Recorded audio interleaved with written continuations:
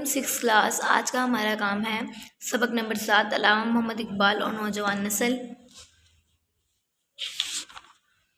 اس کی ہم نے ریڈنگ کر لی تھی، آج ہم اس کے سوال جواب کریں گے۔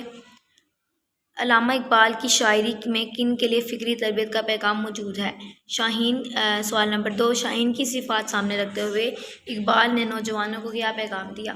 اس کے سوال نمبر 1، 2 آپ کی کاپیز پر مینشن ہے، ان کا جواب آپ کی کاپیز پہ لگا ہوا ہے، وہاں سے دیکھ کر آپ لوگ یاد کر لیجئے۔ آپ کی کاپیز پہ نیٹ کاپیز پہ ہے، جن کے پاس نہیں ہے وہ اپنے دوستوں سے شیئر کریں، ان سے پوچھیں۔ پہلے کا میں آپ کو بتا دیتی ہوں، علامہ محمد اقبال کی شاعری میں کن کے لیے فکری تربیت کا پیغام موجود ہے؟ سوال نمبر 1، اس کا جواب یہ ہے، مزدوزن، جوان، بچوں اور بوڑھوں سب کے لیے فکری تربیت کا عملی پیغام موجود ہے۔ اور سوال نمبر 2 جو ہے یہ خود سے کروایا ہوا ہے، تو یہ آپ لوگ اپنی کاپی سے دیکھ لیجئے۔ اوکے، اللہ حافظ۔